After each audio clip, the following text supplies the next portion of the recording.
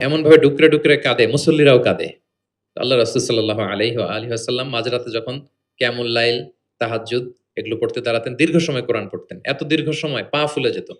আম্মা জান আয়েশা রাদিয়াল্লাহু তাআলা আনহা বলতেন, "ইয়া রাসূলুল্লাহ, আপনার তো আগের পরের সব গুনাহ মাফ। আদতে উনার তো কোনো গুনাহই নেই। নবীরা তো মাসুম, নিষ্পাপ। তারপরেও আপনি রাত জেগে এত কষ্ট কেন করেন?" আল্লাহ রাসূল সাল্লাল্লাহু আলাইহি ওয়াসাল্লাম বলেছেন, "আফালা উহিব্বু আন আকুনা আবদান শাকুরা?" আয়েশা, আমি কি শুকরগুজার বান্দা হব না? মানে আমার আল্লাহ আমাকে ক্ষমার ঘোষণা দিয়েছে, ঠিক আছে। কিন্তু আমি কি শুকরগুজার হব না? আমার রোলটা তো আমি প্লে করব। আমার সর্বোচ্চ তো উজাড় করে আমি আমার রবের সামনে। মাঝরাতে তিনি দীর্ঘ সময় দাঁড়িয়ে তেলাওয়াত করতেন, পা ফুলে যেত। মাঝে, মাঝে একটি আয়াত পড়ে থামতেন। সে আয়াত নিয়ে ভাবতেন, কাঁদতেন, বারবার কাঁদতেন, পড়তেন, তার দাড়ি ভিজে যেত। প্রতিটি আয়াত তিনি অনুভব করতেন হৃদয় দিয়ে, তার হৃদয়কে নাড়া দিত। এভাবে তিনি তেলাওয়াত করতেন। এক সাহাবী বর্ণনা করেন, একবার আল্লাহ রাসূল সাল্লাল্লাহু আলাইহি ওয়াসাল্লামকে আমি রাতের সালাতে দেখলাম। এমনভাবে তিনি কাঁদছেন, গরম পানি ফুটাতে দিলে ডেকের ভেতরে গরম পানির যেরকম টগবগে উথলে ওঠার একটা শব্দ, এরকম উথলে ডুকরে, ডুকরে কান্নার একটা শব্দ আমি শুনতে পেলাম।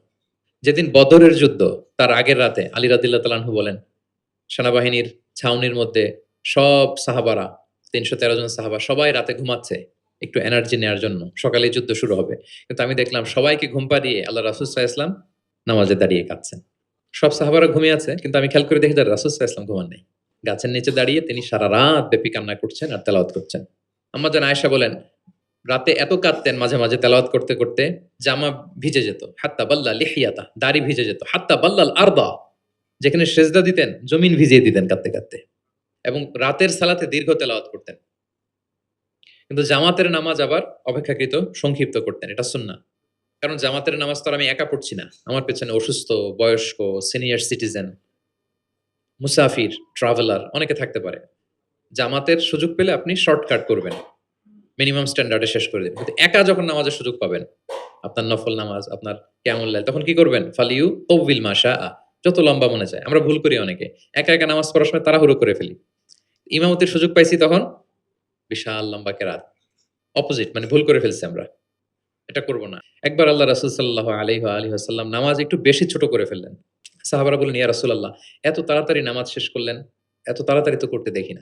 তখন রাসূল সাল্লাল্লাহু আলাইহি ওয়াসাল্লাম বললেন, আমি যখন নামাজে ছিলাম, উইমেন প্রেয়ার্স এরিয়া যেটা, মানে মদিনার নারীরা তো পেছনে দাঁড়াতো।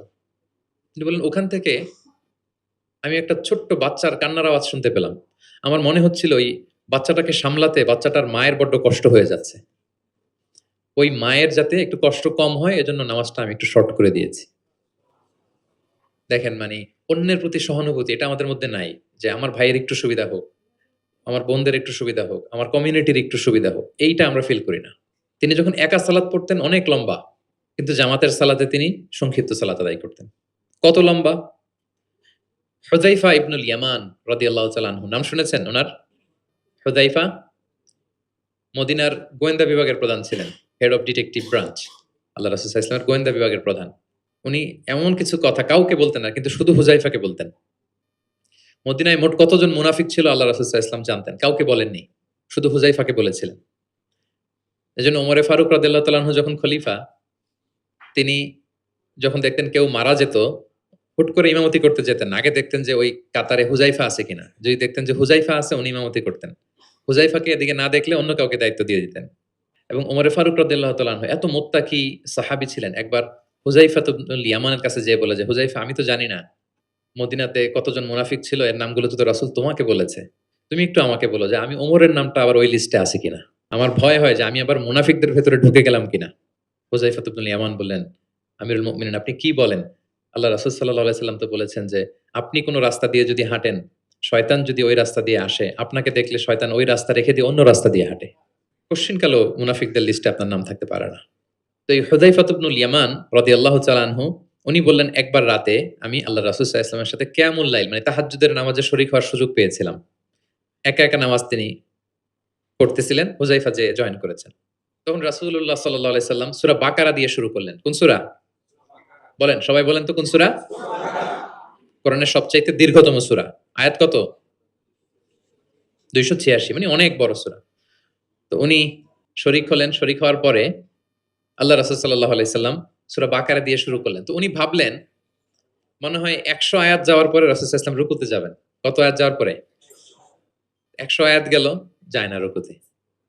200 আয়াত গেল, তাও যায় না রুকুতে। 286 আয়াত শেষ, মানে সূরা বাকারাই তাও রুকুতে যায় না। এরপরে রাসূল সাল্লাল্লাহু আলাইহি ওয়াসাল্লাম সূরা আলী ইমরান শুরু করেছেন। ওইটাও শেষ। এরপর রাসূল সাল্লাল্লাহু আলাইহি ওয়াসাল্লাম সূরা নিসা শুরু করেছেন। Could you imagine that? আপনি চিন্তা করতে পারেন? তার মানে এক রাকাতে উনি 2 থেকে 3 ঘন্টা, মাঝে, মাঝে এমন হয়েছে 2 রাকাতে সারা রাত শেষ কভার করে দিয়েছেন। এবং হুযায়ফা বলেন, আমার কাছে মনে হলো যতক্ষণ তিনি দাঁড়িয়ে তেলাওয়াত করছিলেন ঠিক ততক্ষণ আবার রুকুতে ছিলেন। যতক্ষণ রুকুতে ছিলেন ঠিক ততক্ষণ আবার সিজদায় লুটিয়েছিলেন। 2 রাকাতে পুরো রাত তিনি শেষ করে দিয়েছেন। তাহলে রাতের সালাতে তিনি দীর্ঘ তেলাওয়াত করতেন। সবসময় তিনি তেলাওয়াত মুখর সময় কাটাতেন। দাঁড়িয়ে, বসে, শুয়ে, হাঁটা অবস্থায়, আরোহী অবস্থায়, সবসময়। অজু থাকা অবস্থায়, অজু না থাকা অবস্থায়। অজু চলে গেলেই রাসূল সাল্লাল্লাহু আলাইহি ওয়াসাল্লাম সাথে, সাথে অজু করে ফেলতেন। কিন্তু অজু নেই, ওই অবস্থায়ও তিনি কোরআন তেলাওয়াত করেছেন। গোসল ফরজ হয় যেই পরিস্থিতিতে, ওই পরিস্থিতি ছাড়া কোনো কিছু রাসূল সাল্লাল্লাহু আলাইহি ওয়াসাল্লামকে কোরআন তেলাওয়াত থেকে বিরত রাখতে পারত না।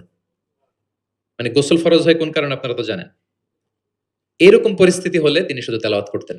এছাড়া দাঁড়িয়ে, বসে, হাঁটছেন, আরোহণ করেছেন, অজু আছে কিংবা অজু নেই, সবসময় তিনি কোরআন তেলাওয়াত করতেন।